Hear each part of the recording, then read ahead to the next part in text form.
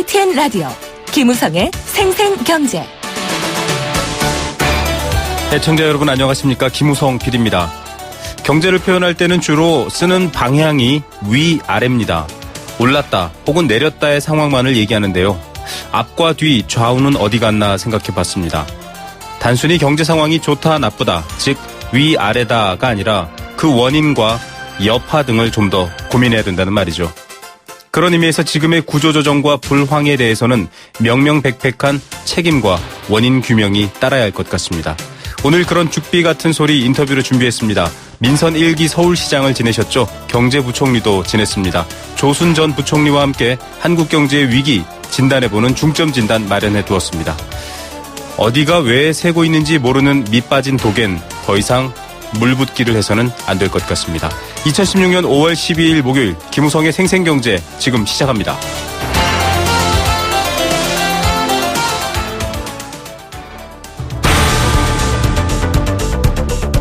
이 시각 주요 경제 뉴스 브리핑.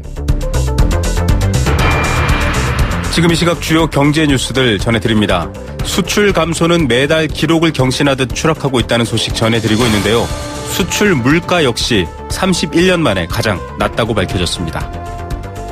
대출 규제는 강화됐지만 가계대출은 늘고 있습니다. 어찌된 영문일까요? 잠시 후 전해드립니다. 우리나라 부모님들 자녀들 결혼시키는데 평균 1억 3천만 원을 쓴다고 합니다. 비즈니스워치 김춘도 기자 연결해서 자세한 상황 알아보겠습니다. 안녕하십니까? 네, 안녕하세요. 자, 수출 하락 얘기는 많이 전해드렸는데요. 수출 물가가 31년 만에 가장 낮다. 이건 어떤 내용입니까? 네, 한국은행에 따르면 지난달에 수출 물가 지수가 78.19를 기록하면서 3월보다 3.4%가 떨어졌습니다. 네. 이 4월 물가 지수는 1985년 3월 이후에 31년 1개월 만에 가장 낮은 수준이라고 하는데요. 네. 수출 물가 지수는 최근에 전반적으로 계속 하강 곡선을 그리고 있었는데요. 작년 12월부터 올해 2월까지 석 달 연속 오르다가 3월과 4월 또다시 좀 내림세로 돌아섰습니다. 네. 수출 물가 하락은 수출 기업들의 채산성이 그만큼 나빠졌다는 걸 뜻하는데 이 같은 물량을 수출을 해도 들어오는 돈이 좀 줄어들기 때문입니다. 이 수입 물가도 8년 7개월 만에 가장 낮았습니다. 예. 자, 이 수출 물가가 낮아지는 것도 좋은 소식이 아닌데요. 계속 낮아지고 있는 이유도 있을까요? 네, 이 국제유가 하락에다가 환율 변수가 좀 함께 작용을 하고 있는데요. 이 유가가 떨어지면 그 유가를 원재료로 하는 이 화학 제품을 비롯해서 이 공산품 가격도 좀 함께 떨어지게 됩니다. 또 이 원화 강세 역시 수출 물가를 낮추는 요인이 되는데요. 실제로 이 원화값을 보니까 지난 3월에는 달러당 1,188원대였는데 이 4월에는 1,147원대로 이 40원 이상 하락하면서 수출 물가를 좀 끌어내렸다고 합니다. 예. 자, 걱정거리가 여러 가지로 늘고 있습니다. 정부가 대출 규제 강화했습니다. 수도권은 2월부터 또 전국적으로는 5월부터 시작이 됐는데요. 네. 가계대출은 여전히 증가세다 이런 얘기가 나왔네요. 네, 역시 한국은행의 통계인데, 지난달 말에 은행 가계대출이 5조 3천억 원이나 늘어난 것으로 좀 집계가 됐습니다. 지난해 4월 8조 5천억 원과 비교하면 3조 원 정도 줄어들었긴 했는데요. 2010년부터 2014년까지 4월 평균치인 2조 2천억 원과 비교하면 2.4배나 많았고, 2008년에 이 관련 통계 집계 이후에 4월 기록은 역대 두 번째였다고 합니다. 예. 자, 이 가계대출 늘어나는 건 역시 주택하고 무관하지 않을 것 같습니다. 주택담보대출이 그 주범이죠? 네, 맞습니다. 정부가 올 초에 수도권을 시작으로 이제 새로운 여신 심사 기준을 도입을 하면서 이 대출 기준을 깐깐하게 바꿨는데요. 그런데도 지난달에 주택담보대출이 4조 6천억 원이나 늘면서 이 가계대출 증가세를 주도를 했습니다. 지난해 아파트 집단대출이 많이 나갔는데 여기에 후속적으로 이제 중도금 대출을 비롯해서 이런 대출이 좀 꾸준히 나가고 있고요. 또 여기에다 이 봄이사철을 맞아서 주택거래가 좀 늘면서 대출 수요도 좀 늘었기 때문에 좀 풀이가 되고 있습니다. 네. 실제로 지난달 서울시 아파트 거래량을 보니까 8,600호를 기록을 해서 전월보다 조금 더 늘었습니다. 예, 이 주택담보대출에서 지금 집단대출은 사실 규제 대상에서 빠져 있긴 한데요. 여튼 이 가계대출이 는다라는 거 좋은 신호는 아닙니다. 1인 가구가 생활비 중 가장 큰 부담을 느끼는 것, 주거비용, 즉 살 곳, 살 집 때문에 가장 힘들다 이런 얘기네요. 네, 맞습니다. 한국소비자원이 국내 1인 가구 소비자 1000명을 대상으로 이 가계 지출 비용에 대해서 설문조사를 했는데요. 현재 경제적 부담이 가장 큰 비용에 대해서 이 37.8%가 주거비를 꼽았습니다. 네. 또 앞으로 지출 증가가 예상되는 비용에 대해서도 24.9%가 이 주거비라고 답해서 응답이 가장 많았습니다. 특히 스스로 하위 소득계층이라고 생각하는 소득 하층 응답자는 42.7%가 주거비를 이 경제적 부담이라고 답해서 다른 소득계층보다 이 비율이 더 높았습니다. 예, 월세 혹은 방값 내고 나면 정말 밥값 걱정해야 될 사람들이 많은 게 바로 이런 분들인데 그래서인지 1인 가구들을 대상으로 조사해 봤더니 소형주택 공급을 좀 최우선 고려해달라 이런 얘기를 했네요. 네, 1인 가구의 소비생활 개선 정책으로 이 전체 응답자의 58.7%가 소형주택의 공급 확대를 1순위로 좀 응답을 했습니다. 네. 1인 가구가 크게 늘고 있는 만큼 이 주거비 부담이 좀 적고 1인 가구 또 생활 패턴에 맞는 주택이 그만큼 필요하다. 이런 답인 것 같고요. 네. 다음 과제로는 이 소용량 상품의 다양화 등을 꼽았는데 이 전반적으로 좀 1인 가구를 위한 주거나 이 소비 환경이 좀 여전히 충분치 않다. 이렇게 보시면 될 것 같습니다. 예, 마트에 가면요. 토마토 한번 먹고 싶어도 이게 1인이 사면은 결국은 못 먹고 버리는 게 더 네. 많아지는 일이 있어서 네. 좀 이런 것들 바뀌었으면 좋겠습니다. 지금도 경제면에 계속 지금 톱뉴스로 떠오르고 있는데 부모님들 자녀 결혼할 때 오는 평균을 알아봤더니 1억 3천만 원을 쓴다고요. 참 놀라운 뉴스네요. 예, 삼성생명 은퇴연구소가 이 부모와 성인자녀 세대 1,501명을 대상으로 좀 결혼 비용 지출 또 지원 실태 등을 좀 조사를 했는데요. 최근 5년 이내에 자녀가 결혼한 경우에 무려 97%에 달하는 부모가 이 결혼 자금을 지원한 것으로 나타났습니다. 네. 이 평균 자녀 수는 2.2명이었고 이 자녀가 모두 결혼한 부모가 이 결혼 비용으로 지출한 금액이 이 평균 1억 2,506만 원이었는데 네. 이 자녀 1인당 지원 금액을 보니까 아들은 9,400만 원, 딸은 4,200만 원으로 아들이 2배 이상 많았습니다. 이 혼자 힘으로 안 하는 게 아니라 못하는 상황들 때문이기도 할 겁니다. 부동산 문제도 있고요. 이렇게 되면 결국 부모님들은 노후 준비 못 하시는 거 아닌가요?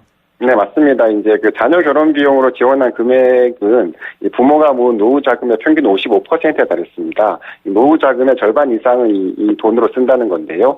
예적금과 퇴직금은 물론 이 개인연금이나 보험을 해약하는 경우도 많았고요. 또 부모 중에 12%는 이 결혼 자금 마련을 위해서 빚을 냈고 미혼 자녀를 둔 부모의 23%는 필요하다면 빚을 내겠다. 이런 응답을 했습니다. 네. 그러다 보니까 자녀가 모두 결혼한 부모의 75% 정도는 이 노후 생활에 좀 무리가 간다. 이렇게 좀 응답을 했다고 합니다. 예, 부모가 1억 3천만 원을 써야 자녀가 결혼하는 상황, 달리 3포, 5포 얘기가 나오는 게 아닌 것 같습니다.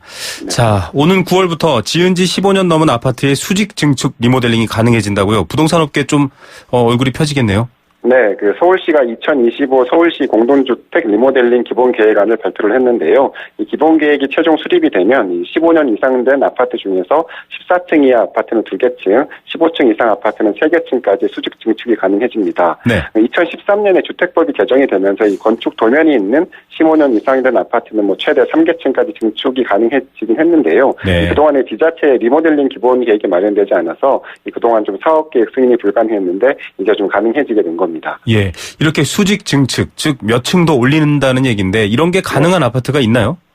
네, 서울 아파트 중에서는 한 절반 정도가 대상이 사용된다고 하는데, 서울 시내 공동주택 단지 중에서 리모델링 대상이 되는 15년 이상 공동주택은 지난해 기준으로 총 1940단지 82만 6,900호 정도로 56% 정도 된다고 합니다. 네. 2020년에는 114만 호, 또 2025년에는 136만 호로 늘면서 90% 이상이 대상이 될 것이라는 게 서울시의 설명이고요. 네. 서울시는 리모델링 종류도 크게 세대수가 늘어나는 세대수 증가용, 또 주거 환경 개선 목적의 맞춤형 리모델링으로 나눠서 좀 세부 유형도 좀 그렇게 좀 추진하기로 했습니다. 예, 리모델링 사실 굉장히 중요한 이슈인데요. 저희가 기회 되면 한 번 더 전해드리겠습니다. 오늘 뉴스는 여기까지 듣겠습니다. 감사합니다. 네, 감사합니다. 네, 비즈니스워치 김춘동 기자와 함께 얘기 나눴습니다. 안내 말씀 하나 드리겠습니다. 5월 가정의 달을 맞이해서 YTN 라디오는 이웃에게 사랑을 나눌 수 있는 특별한 시간 마련했습니다. 오늘 오후 5시 10분부터 엄마에게 희망을 상우에게 꿈을 이라는 특집 모금 생방송이 진행됩니다. 하루에 4시간씩 신장을 투석해야 하는 엄마, 또 청각장애인 아들이 어려운 환경, 어려운 상황에서도 희망을 갖고 살아가는 얘기 전해드릴 텐데요. 여러분들이 방송을 통해서 또 방송을 듣고 나눔 실천해 주시고 또 지원해 주는 손길은 월드비전을 통해서 전액 이 가족에게 전달됩니다. 평소 누군가 돕고 싶었는데 기회 없는 분들, 오늘같이 이렇게 화창한 날씨에 좀 착한 일 하고 싶다라고 생각하시는 분들은 이따 5시 10분에 YTN 라디오 켜고 특집 방송 함께 들으시고 또 귀한 도움의 손길도 나눠주시면 감사하겠습니다. 잠시 후 2부에서 이어드릴 예정이고요. 퀴즈 이어드립니다. 5월 롯데하이마트 전국 동시 세일. 신제품 가격이 해피. 무이자 카드 혜택이 또 해피. 자전거 경품이 200대나 되니까 해피. 라미란도 스마트한 선택. 하이마트 5월 5일부터 29일까지. 경품은 행사기간 매장 방문 고객 중 응모자 대상. 자세한 사항은 매장 문의.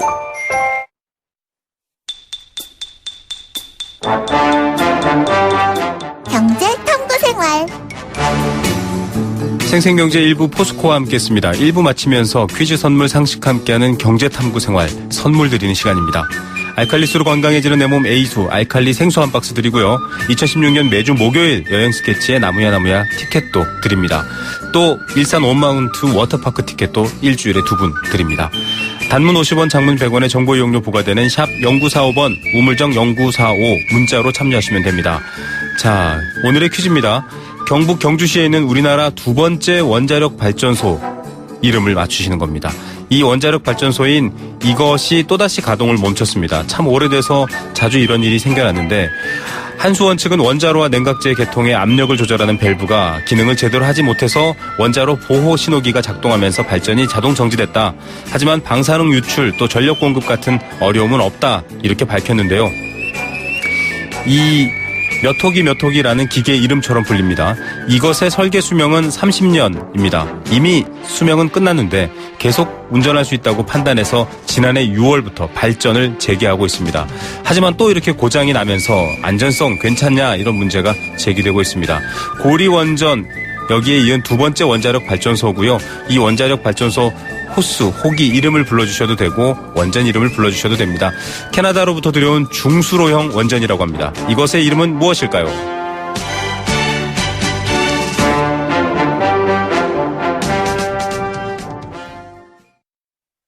YTN 라디오 캠페인 물 없는 한라산, 물 없는 제주 바다를 상상할 수 있나요?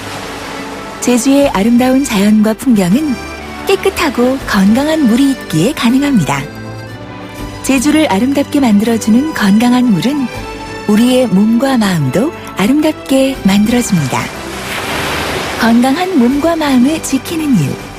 아름다운 물을 사랑하고 지키는 일에서부터 시작됩니다. YTN 라디오 아름다운 물 캠페인은 광동제약과 제주특별자치도 개발공사와 함께합니다. 안녕하세요. 유준상입니다. 5남매의 맏형, 한 여자의 남편, 2 아이의 엄마, 9 직원의 대표. 누군가를 지키기 위해 힘써온 당신의 또 다른 이름은 사장님입니다. 그런 당신을 이제 노란우산 공제가 지켜드리겠습니다. 연 300만 원 소득 공제는 물론 압류 금지로 보호받고 연 복리 이자에 상해보험 무료 가입까지 노란우산 공제와 함께하면 사업을 시작할 때도 사업이 끝난 후에도 든든합니다. 사장님의 희망자산 노란우산 공제.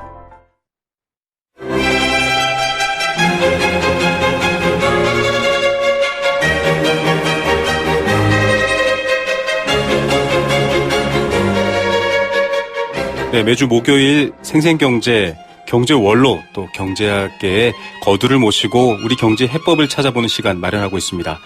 한국 경제 어렵다라는 얘기 이제 참 많이 들으셨죠? 구조조정을 앞둔 조선해양 사회적인 비용을 요구하고 있습니다. 미래가 어둡다고 믿는 청년들은 점점 희망에서 멀어지고 있습니다. 세계 경제의 모범생이라던 한국 경제, IMF를 단숨에 졸업했다던 한국 경제 위기 또 다시 찾아왔는데요. 어떻게 하면 극복할 수 있을까요? 경제 원로를 모시고 한국 경제 위기와 해법을 들어보는 중점 진단. 오늘은 한국은행 총재와 부총리를 지내신 조순 전 부총님 댁 소천 서사에 직접 찾아와서 그 이야기 전해드리겠습니다. 안녕하십니까, 총리님? 예, 안녕하세요. 예. 예, 찾아왔는데 참 아름다운데요. 소천 서사라는 이름을 오랫동안 쓰셨더라고요. 그 뜻이 뭔가요? 그게 소천이라고 하는 게 옛날, 요즘은 안 씁니다만 옛날 내가 쓰던 호입니다. 아, 네. 예. 서사라고 하는 것은 책집이다 이런 얘기고요. 네. 원래 또 학자로서 후학들을 경제학을 통해서 가르치셨는데 또 이렇게 오랫동안 이 현실 정치와 또 경제에서 역할을 맡으셨습니다. 시급한 경제 현안 얘기 먼저 안 여쭤볼 수가 없을 것 같습니다. 지금 조선해운 구조조정이 좀 가장 큰 이슈인데요. 한국은행도 역할을 해라. 돈을 좀 내라. 이런 선별적 한국판 양적 완화 얘기까지 나오고 있습니다. 정부의 부담은 피하려는 또 다른 구제금융 아니냐 이런 비판도 있는데요. 이 해결책 놓고 총리님 어떻게 보십니까?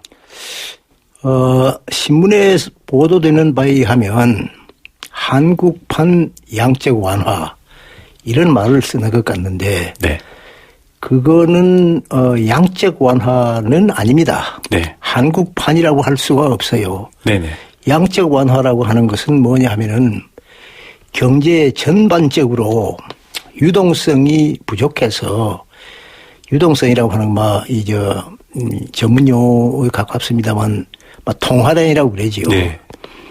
통화량이 부족해서 전반적으로 통화를 좀 늘려줄 필요가 있다.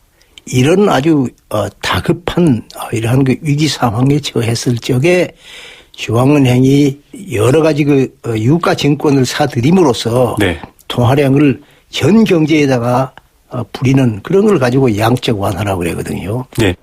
과거에 가령 예를 들어서 말할 것 같으면은 미국의 금융위기 이후의 양적 완화. 예. 이게 바로 그런 상태입니다. 벤 버냉키 의장이 시행했던 그 그렇죠. 양적 완화죠. 먼저 시작했던 그게 그기고. 그러니까 지금 일본에서 지금 그 아베 내각이 마이너스 지금 하고 있다. 금리를. 예. 네. 그것은 뭐냐면은 경제가 자꾸 이렇게 물가가 내려가니까 디플레이가 오자면은 돈을 뿌려야 되겠다. 전반적으로. 네. 전반적으로 어떤 일부분이 아니라 전반적으로. 그래서 일본 중앙은행으로 하여금 그 금리를 내리고 최근에 와서는 마이너스 금리까지 내렸습니다. 맞습니다. 그래서 결국 그 돈을 부리는 것이죠. 지금 우리는 그런 상황이 아닙니다. 그 전혀 다른 얘기고요. 그래서 우리한테는 양적 완화라는 말 자체를 쓸 수가 없고요. 네. 그다음에 둘째 문제는 중앙은행이 거기다가 돈을 대라 이런 얘기 아닙니까? 맞습니다. 그것도 절대 그래서는 안 된다고 나는 보고 있습니다. 정부가 어떤 일부분에 대해서 돈을 공급해주고 싶으면 정부가 중앙은행에서 돈을 구워가지고 네. 채권을 중앙은행에 발행해가지고 그 대가로 이 돈을 얻어가지고 그건 정부가 책임지고 해야지. 중앙은행이 그런 걸 시작했다가서는 중앙은행의 임무를 수행을 할 수가 없어요. 네. 그래서 그것도 말이 안 되고 다시 말해서 무슨 말씀이냐면 결론적으로 우리나라의 사정은 지금 양적 완화를 할 때도 아니고 할 이유도 없고 둘째 경제의 일부분을 조선업이라든지 해운업이라든지 이런 일부분을 살리기 위해서 중앙은행이 직접 돈을 쓴다고 하는 거는 그건 말도 안 된다. 이렇게 네. 볼 수 있습니다. 예. 원칙적으로도 사실 맞지 않는 일들이기 때문에 더더욱 논란이 뜨거운 것 같습니다. 네. 지금 총리님께서 말씀해 주셨던 것처럼 특정 산업의 위기를 극복하기 위한 이 구조조정의 대안으로서 비용 마련에 머리를 앓고 있는데 과거에도 좀 위기가 있었지 않습니까? IMF도 네. 있었고 그전엔 또 오일 쇼크도 있었고요. 그때마다 사실은 한국 같은 경우는 좀 국가가 주도적으로 나서서 어려움들을 해결해 왔던 걸로 알고 있습니다. 총리님도 오랫동안 이 경제 정책을 이끄셨는데 지금의 양상을 봤을 때 좀 어떻게 정부의 역할이 어느 정도까지 개입이 돼야 될까요? 지금은 정부가 나서가지고 상당한 역할을 해야 된다고 봐요. 네. 지금 정부의 문제는 사실 정부가 나서지 않는 데에 문제가 있습니다. 네. 예, 난 그렇게 보고 있습니다. 지금 박근혜 대통령이 매일같이 정부는 이러한 것을 할 것이다. 이런 4대 계획을 할 것이다. 이렇게 이제 발표를 하시고 또 국무회의를 통해서 발언한 내용을 보도하고 있습니다만은 네.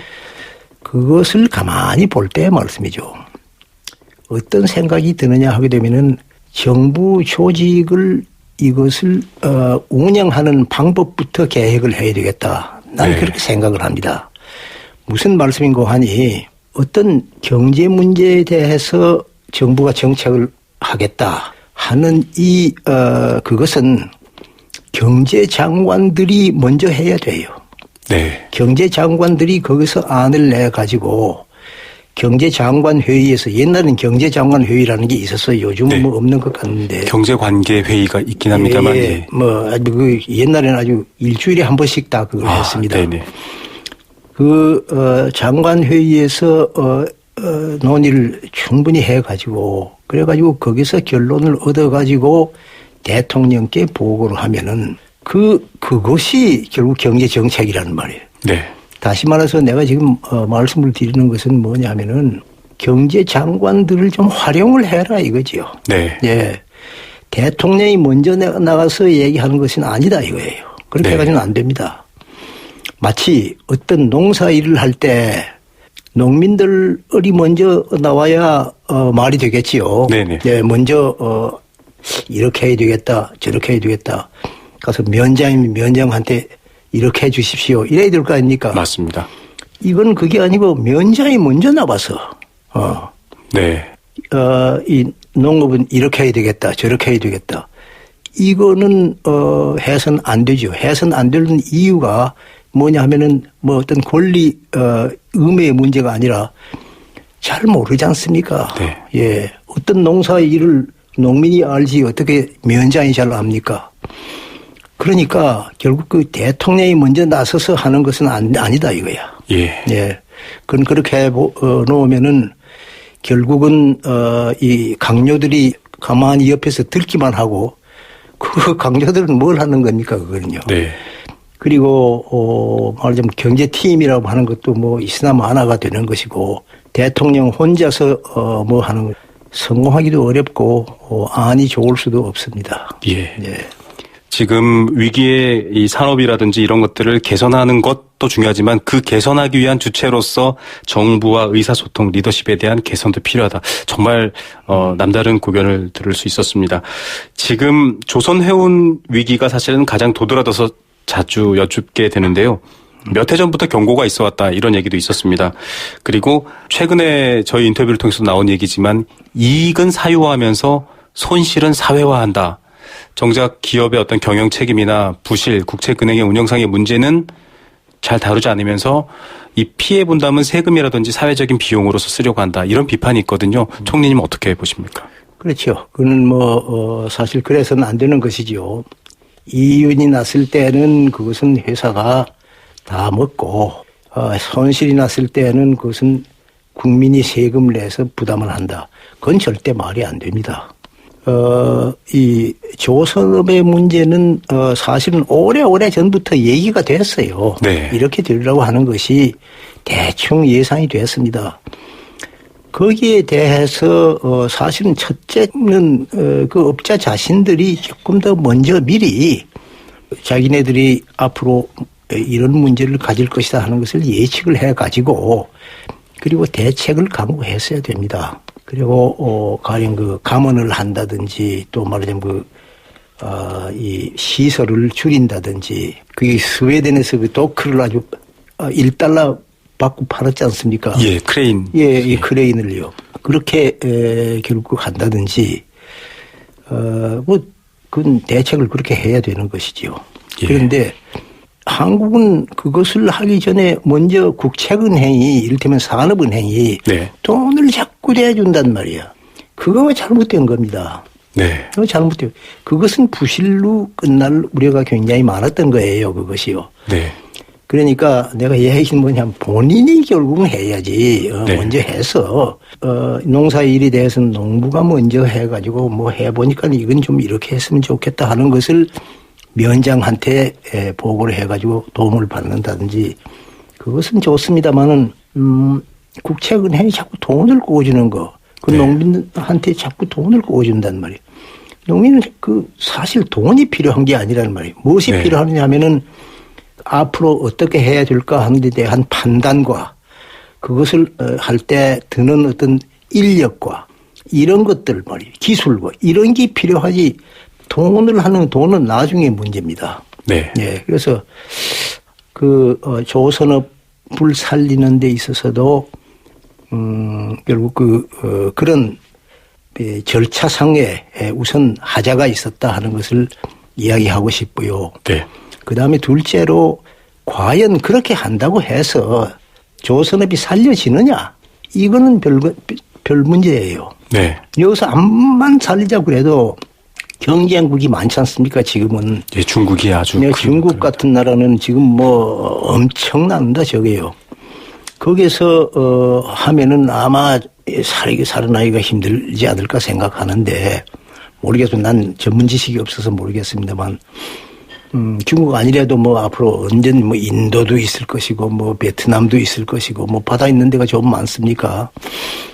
그래서 그런 것을 미리 잘 검토를 해서 그래서 도와준다든지 뭐 안 도와준다든지 뭐 어떻게 하라든지 하는 이런 결론을 얻어야지 무조건 하고 어려우니까 구조조정을 한다. 얼마를 하는지 왜 하는지 그 내용이 뭔지 발표도 하기 전에 전부 그렇게 하는 그거는 그렇게 해서는 성공하기가 어렵다고 생각합니다. 예. 생생경제 중점 진단 조순 전 부총리님과 함께하고 있습니다. 더더욱이 실사구시에 대한 말씀 같기도 합니다. 이 땅을 딛고 있는 사람이 더 땅에 대해서 잘 알 수 있는데 굉장히 무성한 말들 때문에 더 혼란을 겪고 있다. 이제 이런 설명을 해주신 것 같은데요. 사실은 우리 경제가 굉장히 이 세계의 모범이 될 만큼 끊임없이 아주 힘있게 성장해왔고 달려왔습니다. 그런데 그 자체에 대한 폐해와 모순도 많은데요. 총리님께서도 1980년대 이후 수출 성장의 성과를 향해서 맹렬하게 달려오다 보니 결국은 성장 동력을 잃게 되는 그런 아이러니가 생겼다. 이런 비판하신 적이 있거든요. 네. 좀 더 말씀 부탁드립니다. 어떤 내용입니까? 그건 뭐냐면 성장 동력을 이걸 유지하자면은 평소부터 잘 이렇게 유지할 노력이 있어야 돼요. 네. 60년대서부터 80년대까지 우리나라가 이 발전을 했다. 한강의 기적을 이룩했다. 하는 이 성장 동력은 언제서부터 양성이 됐느냐 하면은 60년대서부터 양성이 된 것은 아닙니다. 네. 이것이 50년대서부터 계속해서 양성이 된 것이 60년대에 와가지고 사용이 되기 시작했다. 이 장기적인 효과를. 그렇죠. 보는군요. 그러니까 말하자면 네. 그러니까 60년대에서부터 70년대에 활용된 그 성장 동력 이것은 사실은 그 전서부터 네. 어떻게 보면 일정 시대 때부터 약간씩 네. 이렇게 해온 것이 그때 나타난 것이고 그때에서부터 무엇을 잃기 시작을 했냐 하면은 성장 동력의 잠재력을 잃기 시작한 거예요. 사실. 잠재력을 잃기 시작했다고요. 잠재력을 잃기 네. 시작한 거예요. 그래서 잃기 시작한 것을 모르고 말이지. 그것을 꼭 이렇게 유지하려고 노력을 하지 않은 채 그냥 오다가 아이고 이제 보니 성장 동력이 다 없어졌네. 이렇게 된 것이 요즘입니다. 네. 예. 성장 동력이라고 하는 것은 그때에 딱 어떤 것을 함으로써 생기는 것이 아니다. 전서부터 딱 그것을 유지하려고 하는 노력이 축적이 돼야 그게 성장 동력이 생기는 라고 할 수 있다. 이렇게 봐야 됩니다. 예.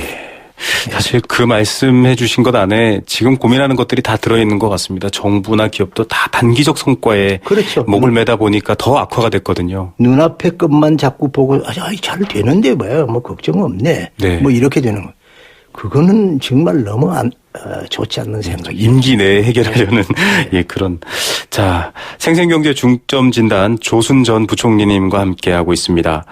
자, 또 하나의 이 경제 위기에 대한 말씀하신 부분이 있는데 미국 같은 경우는 전체적인 세계의 신자유주의 흐름에서 이 파국을 맞게 됐다. 하지만 우리 같은 경우는 어떤 내부의 문제가 더 커서 이 저성장의 위기를 맞고 있다. 물론 앞서 말씀드린 그 성장 동력의 근시안적인 문제점도 제기하셨지만은 구체적으로 가장 문제점이 된다라는 부분들을 꼽으신다면 어떤 부분 꼽으시겠습니까? 가장 문제 조금 여기 다른 말부터 먼저 해가면서 그 문제를 해야죠.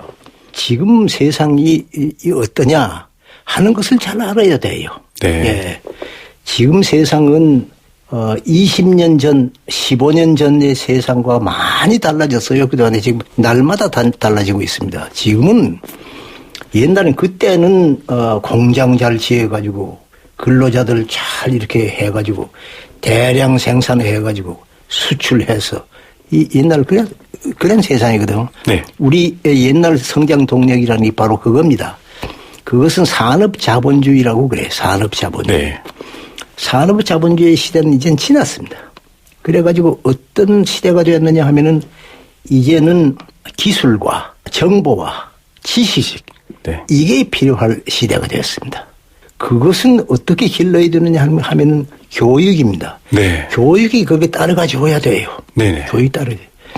우리는 그걸 못했어. 교육이 중요하다고 하는 것을 80년대서부터 지금에 이르기까지 못했습니다. 네. 교육 누가 시키느냐? 정부가 그 기본을 만들어야지요. 정부가 그 기본을 만들어서 교육을 시켜야 됩니다. 그러니까 말하자면 어떤 학교를 어떻게 만들어야 되느냐. 그건 정부가 해야지 뭐 이 개인이 할 수가 없습니다. 가령 지금 국민학교는 이렇게 한다. 중고등학교는 이렇게 한다. 대학은 이렇게 한다. 다 이러이러한 원칙 가지고서 교육을 만들어서 우린 이런 인재를 만들어내야 된다. 그것이 성장 동력을 마련하는 길이다. 네. 이렇게 정부가 그런 비전을 가지고 있어야 돼요. 그 비전을 가지고 있지 않으면 그건 정부라고 할 수가 없습니다. 네. 그건 있으나 마나 한 거지요. 그러니까 옛날 그 손자가 말세했어요. 손자 병법이라고 있잖아요. 네네. 지금 시대가 또 그걸 난 연상합니다. 지피지기면 백전불태다 이랬거든. 상대방을 알고 나를 알게 되면은 100번 싸워도 위태로움이 없다. 이렇게 말했단 말이에요. 그와 마찬가지로 부지피부직이면 상대방도 잘 모르고 나도 잘 모르면 매전필퇴 싸움할 때마다 위험하다. 네. 손자가 그런 말은 참 명언입니다. 네. 싸움을 하자면은 상대방이 어떠냐 하는 것을 알고 내가 어떠냐 하는 것을 알고 있으면은 그건 아주 100번 싸워도 얼마든지 잘 싸울 수가 있다. 그걸 우리가 그런 것을 모르고 있어요. 네. 지금 시대가 어떻게 되어가고 있는지 옛날과 무엇이 다른지 이걸 또 모르고 앞으로 우리가 무엇을 해야 이 성장 동력이 유지가 될 수 있느냐 하는 것도 잘 모르고 있습니다. 아직도요. 네. 그러니까 결국은 안 되는 거예요. 지금까지 역대 정부가 그걸 안 정부가 내가 보기에는 없어요. 네. 네. 단지 참 목전의 것만 관심이 있었지. 그래서 이 시대가 옛날 시대와는 달라지고 있다 하는 것을 우선 먼저 알고 그러니까 지금은 그것을 고치자면은 교육을 고쳐야 돼요. 네. 예. 교육에서 무엇이 나오느냐? 지식이 나오고 기술이 나오고 거기서 정보가 나오고 그렇습니다. 네. 그러니까 교육을 고치지 않고 우리나라 교육은 아주 완전히 그런 면에서 볼 땐 아주 점수가 낮습니다. 네. 낙지하고도 뭐 굉장히 낮아요. 예. 저거는 이 초등학교에서부터 대학에 이르기까지 내가 보기에는 많이 잘못되어 있습니다. 예. 예. 지금 총리님께서 말씀해 주신 내용이 앞서 농사에 비유한 것도 마찬가지고요. 시간을 필요로 장기적인 안목을 보자라는 얘기까지 다 일맥상통하는 것 같습니다. 이렇게 말씀해 주신 것만으로도 사실은 현재 젊은 세대한테 조금 위로와 응원의 말이 될 수 있을 것 같은데 청년들은 지금 우리나라를 헬조선이라고 부르고 있습니다. 예. 영어의 이 지옥이라는 헬과 조선을 붙여서 말하고 있는데 취업난도 더 어렵고요. 도대체 어디로 가야 됩니까? 길이 무엇입니까? 이렇게 묻는 청년들이 많거든요. 청년들과는 연배가 많이 차이 나지만 총리님께서 좀 앞서가신 분으로 조언해 주신다면요. 네, 솔직히 말씀을 드려서 그런 질문을 내가 받는다면은 이렇게 대답할 수밖에 없어요. 정말 좀 미안하게 됐네. 기성세대, 우리 같은 기성세대가 잘못해서 그렇게 된 거야. 그렇게 말해야 돼요. 괜히 어떻게 뭐라고 자꾸 꿈이 되면서 그렇게 말해가지고는 안 됩니다. 네. 자네들은 결국 배울 것을 못 배우고 또 나쁜 제도 하에서 배운다 합시고 대학에도 가고 이랬는데 다 쓸데없는 공부를 해서 그래서 그렇게 됐는데 지금이라도 3펀이 5펀이 하는 그런 네. 생각 그만두고 지금이라도 결국 그 올바른 것을 배우고 그래가지고 그 자기의 이 인생을 살려야 되네 이렇게 좀 격려를 해주고 싶습니다. 예. 그리고 정부한테는요 이제는 사람을 좀 더 중요시하게 하세요. 난 그렇게 말씀하고 싶어요. 사람을 중요시하란 말이야. 네. 사람을 중요시하고 정부는 국민들하고 좀 친해지려고 그러고 네. 국민들과의 거리를 좀 좁히고 그리고 이렇게 좀 따뜻하게 이렇게 대해주고 이렇게 해주는 그것만 해도 굉장히 그 청년들한테는 격려가 된다. 네. 그런 얘기를 좀 하고 이거는 인간 사회이기 때문에 인간 사회가 서로 좋자면은 감정이 좋아져야 된단 말이야. 우선 네, 무엇보다도 그걸 좀 이해했으면 좋겠다. 정부의 목적은 그 옛날 고전에 있었어요. 정부의 목적은 대학이라고 하는 그 옛날 책에 있잖아요. 네, 맞습니다. 대학 지도는 대학의 도라는 하는 정치의 도다 이 말이나 마찬가지입니다. 제 명명덕하며 밝은 덕을 밝히는 데 있고 밝은 덕을 밝히는 거 이거고 네. 그다음에 제 친민하고 백성과 친하는 데 있고 그렇게 돼 있어요. 예. 네. 이게 벌써 하면 2000년 전서부터 그런 얘기. 예. 그러니까 이건 뭐 옛날과 지금이나 마찬가지입니다. 결국 말이에요. 정치를 하자면은 백성과 그러니까 말이에요. 국민들하고 거리를 이렇게 가까이 해서 자꾸 이렇게 친해지고 그래서 백성을 새롭게 만들고 아주 새로운 노력을 자꾸 하도록 이렇게 만들고 그게 바로 정치의 도리다 이 말이지. 예. 예. 정말 제가 여쭤본 우문에 대한 아주 현답을 들은 것 같습니다. 예. 뭐 말씀하신 내용 사람이 중심이 되고 또 백성과 친해진다. 이 역시 교육, 장기적 전망, 농사에 비한 얘기 다 연결되고 있는데요. 참 말씀 한 말씀이 이 연륜과 또 생각이 묻어나는데요. 조순 전 부총리와 함께 김우성의 생생경제 중점 진단 이 직접 댁에 찾아와서 소천서사에서 이어드리고 있습니다. 시간이 계속 길어질 것 같아서 일단은 이번 주는 여기에서 끊고요. 다음 주에 또 말씀 계속 이어드리도록 하겠습니다. 한국 경제의 위기를 진단하고 또 희망을 한번 찾아보는 시간 계속 이어지니까 다음 주에도 많이 들어주시기 바랍니다. 총리님 오늘 말씀 감사합니다. 네, 감사합니다. 예. 예, 방송 나가고 있는 동안 1587님은 명쾌하고 또 정확한 경제법에 1000배 공감하신다고요. 좋은 말씀 아쉽다고 하셨는데 걱정하지 마십시오. 다음 주 목요일 날 또 다양한 이야기 한 번 더 준비돼 있습니다.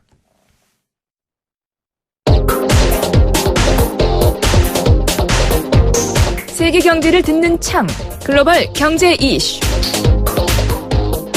글로벌을 안방처럼 쳐다보지 않으면 경제 위기도 또 경제의 기회도 얻기 어려운 세상인데요. 글로벌 경제 이슈 알아보겠습니다. 매일경제신문 박수호 기자 연결합니다. 안녕하십니까? 네, 안녕하세요. 예, 일본의 대표 기업 중에 하나인데요. 이 도요타가 좀 심상치 않은 상황에 놓였네요. 사중고에 시달리고 있다 이런 얘기가 나오네요. 네, 사중고라는 게 결국 이제 네 가지 악재를 이야기하는 건데요. 네. 사중고를 좀 정리해 보겠습니다. 올해 들어서 진행된 급격한 엔고, 그러니까 환율 문제가 하나 있겠고요. 네. 그다음에 또 구마모토 지진 좀 심각했지 않습니까? 그렇죠. 또 신흥국에서 경제가 지금 둔화되고 있으니까 네. 사줄 곳이 없고요. 그다음에 또 다카타 에어백이라고 해서 그 에어백 리콜 사태가 벌어져서 품질에 또 문제가 있었습니다. 아베 신조 일본 총리가 보통 경제 정책을 펼칠 때 아베노믹스라고 이야기를 하는데요. 네. 사실 이렇게 엔고를 기반으로 해서 일본 제품의 수출 가격이 환율 덕분에 좀 해당 국가에서 싸게 팔리는 것 때문에 네. 효과를 좀 그렇죠. 가격 경쟁력을 좀 확보했었죠. 네. 네. 근데 우리로 치면 1엔에 이제 800원 할 때면 국내에서 이제 도요타 자동차를 사면 아무래도 1엔에 1000원 할 때 사는 것보다 훨씬 유리하잖아요. 그렇죠. 그런 식으로 이제 그 도요타가 엔고 효과를 많이 봤는데 이번에 엔저로 바뀌면서 도요타가 이제 달러당 엔화 환율이 1엔만 내려도 400억 엔, 그러니까 우리 돈으로 4천억 가까이 이익이 날아간다고 하네요. 또 여기 일본 내 모든 생산 라인을 한때 정지시켜야 했던 구마모토 지진 피해도 수익을 감소시키는 요인이 됐고요. 네. 세계 경제 침체로 이제 주요 수출국 중에 신흥국에서 차를 안 사는 경향도 있고, 네. 또 에어백 문제 때문에 대규모 리콜 사태라는 악재도 있었습니다. 예, 사실은 뭐 대부분의 시장을 또 중국으로 바라보고 있는데 지금 중국이 말씀하신 이 신흥국 위기와 또 소비 절벽 좀 걱정스러운 모양새인데 도요타는 이 사중고를 어떻게 극복할 것 같습니까? 예, 뭐 일단 경비 절감이 가장 크겠죠. 그래서 그 도요타가 원래 잘하는 게 가이젠, 그래서 개선 이런 그 경영 철학이 유명한데요. 네. 마른 수건도 짜내겠다 이런 식의 그 가이젠 경영을 내세우고 있고요. 또 한편으로는 이럴 때 오히려 공격적인 투자를 하겠다. 그래서 미래를 대비하겠다. 이런 식으로 또 발표를 한 것도 있는데요. 네. 공장 건설 시기만 봐도 예정보다 멕시코나 중국 공장에서는 1년 앞당겨서 짓기로 했고요. 또 브레이크나 수동 변속기 같은 사업도 한데 모으겠다. 또 뭐 소형차 강화를 위해서 다이하츠 공업을 완전 자회사로 만들겠다. 이런 식으로 불황에 오히려 공세적인 투자 정책을 펴겠다고 했는데 네. 이게 이제 결과가 어떻게 나올지는 이제 두고 봐야 한다는 게 아사히 신문의 지적입니다. 예, 뭐 위기를 돌파하는 방법은 다 나온 것 같습니다. 문제는 어떻게 실천하는지가 저희도 좀 지켜보고 반면교사 삼아야 될 것 같은데요. 혹시 실패할 경우에는. 자, 일본에 관련된 다른 소식 하나 더 전해드리겠습니다. 도쿄대, 즉 동경대에 다니는 미녀 대학생이 설명도 해주고 애들 숙제도 도와줍니다. 여행 상품을 이렇게 만들었다가 논란이 됐네요. 제가 언뜻 읽어드리면서도 좀 낯뜨거웠거든요. 네, 일본의 여행업체 HIS라는 회사가 있는데요. 명문 도쿄대에 재학 중인 여자 대학생과 동석해서 여행을 할 수 있는 상품이다. 이렇게 내놨대요. 네. 여기 도쿄대 미녀 도감이라는 사진집에 나온 현역 도쿄대 여학생들을 옆자리에 앉혀주겠다라고 하는 상품인데요. 네, 아 정말. 네. 예, 이 회사가 이제 추첨해서 선정된 5개 팀에 한해서 해외 여행을 할 때 이제 비행기에 탑승할 때는 옆에 앉혀주고, 네. 또 대학생들이 여행지에 대해서 설명도 해주고, 어린이가 있으면 숙제까지 도와준다 이렇게 회사 측에서 밝히니까, 네. 이 여행사가 이제 기내에서 시간 보낼 때 새로운 방법을 뭐 이렇게 획기적인 어떤 여행 상품이다 뭐 이렇게 설명을 엄청 많이 붙여놨더라고요. 예. 자, 이게 일본이 참 창의적인 면이 많긴 한데 적당히 창의적이어야지 좀 아주 비난받을 만큼 창의적이었던 것 같은데 뭐 도쿄대 그러면 사실은 세계에서도 10몇 위 안에 드는 대학이고요. 일본에서는 최고의 대학인데 여기에 다니는 여대생을 동행한다라는 게 여행 상품이다. 굉장히 비판 많이 받았을 것 같은데요. 어떻습니까? 예, 실제로 반발이 거셌습니다. 그 네티즌들의 표현에 따르면 지식을 얻는데 여자 대학생일 필요가 뭐가 있냐. 네. 성희롱이다. 외국인들이 이상한 눈으로 보지 않겠냐 이런 지적도 했었고요. 네. 이렇게 이제 인터넷이 달궈지니까 회사 측에서는 불쾌감을 느끼게 한데 깊이 사죄한다. 그러면서 이제 상품을 취소했다고 합니다. 예. 취소하는 게 당연할 것 같습니다. 그리고 그 여학생들도 썩 유쾌하진 않았을 것 같고요. 자, 이번엔 좀 멀리 캐나다로 가겠습니다. 이 캐나다에 뭐 어마어마한 크기의 산불이 계속 번지고 있어서 계속 보도 보신 분들은 아실 텐데 이게 증시와 유가에도 영향을 미친다. 즉 경제에도 지금 그늘을 들이운다. 이렇게 보이는데 어떤 내용입니까? 예, 캐나다 엘버타주에서 발생한 산불이 열흘째 지금 꺼지지 않고 있는데요. 네. 그러다 보니까 전기, 가스, 물도 공급되지 않아서 그 도심 쪽에서는 거의 사람들이 빠져나가 있는 상태랍니다. 네. 또 도시 인근 지역에서도 여전히 산불이 안 잡혀서 열흘 넘게 이어지고 있는데요. 이 지역이 마침 그 유전이 묻혀 있는 곳이라고 하네요. 네. 그래서 석유 기업이나 파이프라인 등이 굉장히 많은데 만일의 피해 대비해서 석유 기업이랑 파이프라인이 지금 폐쇄됐다고 합니다. 네네. 그러니까 그 원유 생산량이 하루 160만여 배럴이 되는데 이 160만여 배럴이 감소하게 된 꼴이 됐죠. 네네. 그러다 보니까 이제 원유 생산량이 22년 만에 최저 수준으로 떨어졌다고 알려지면서 국제 유가에도 요동을 치게 했습니다. 예, 뭐 파이프라인 뒀다가 괜히 저기 석유에 불이 붙거나 혹은 뭐 더 큰 재앙이 일어나는 거 어쩔 수 없는 조치긴 한데 이렇게 많은 양을 생산을 감소하게 된 게 결국은 국제 유가까지 요동치게 만든 거네요. 네, 사실 유가라는 게 공급과 수요로 그 가격이 결정되는 건데요. 네. 석유 재고가 남아돈다, 또 공급이 과잉 상태다, 이런 것 때문에 사실 그동안 유가가 떨어지지 않았습니까? 네. 그래서 뭐 올해 초만 해도 서부 텍사스산 원유 가격이 연초에는 배럴당 $20대까지 내려간 적도 있죠. 네. 그런데 오늘 기준으로는 배럴당 $46까지 치솟았는데요. 네. 아무래도 캐나다 산불로 공급이 적어질 수 있다, 이런 점이 작용했다고 합니다. 그리고 예. 마침 아프리카 나이지리아의 남부 유전지대에서 무장 단체들이 잇따른 공격을 해서 원유시설 가동이 중단됐거든요. 그러니까 네. 공급이 줄어들었으니까 가격이 오를 수밖에 없겠다, 이런 전망 때문에 지금 유가가 올랐다고 합니다. 예, 자연재해나 혹은 뭐 이 석유 생산국들이 석유양을 줄이는 게 아니라 이런 경우 때문에 유가가 출렁인다라는 것도 또 잘 학습하고 있어야 될 것 같습니다. 오늘 글로벌 뉴스는 여기까지 듣겠습니다. 감사합니다. 네, 감사합니다. 네, 매일경제신문 박수호 기자였습니다. 골목골목에 멋을 더하는 100년 넘은 유럽의 아파트들. 우린 언제까지 고풍스럽다고 부러워해야만 할까요? 좋은 집은 시간을 이겨야 한다. 시간을 이기는 아파트 금강 펜트리움 금강주택.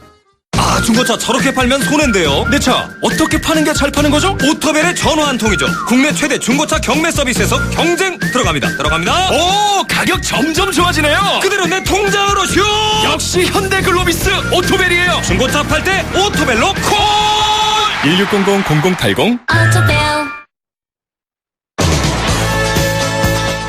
네, 생생경제 포스코와 함께했습니다. 조순 총리와 함께 나눈 한국 경제에 대한 고민 다음 주에도 이어지니까 다음 주 목요일 기다려주시고요. 오늘의 퀴즈 정답은 월성 원전 1호기였습니다. 당첨자는 1596님입니다. 지난 연휴 경주에 다녀왔습니다. 문무대왕릉에서 가까운 곳이죠? 예, 맞습니다. 그 근처에 있는 곳이고요. 또 허용성만큼 저희가 조심히 있어야 될 것 같습니다. 앞서 안내멘트 해드렸는데요. 오후 5시 10분 YTN 라디오에서 엄마에게 희망을, 상우에게 꿈을 방송합니다. 희망과 꿈이란 단어가 더욱 절실한 요즘 함께 동참해보시면 어떨까요? 저는 내일 오후 3시 10분 다시 찾아오겠습니다. 김우성의 생생경제 김우성이었습니다. 감사합니다.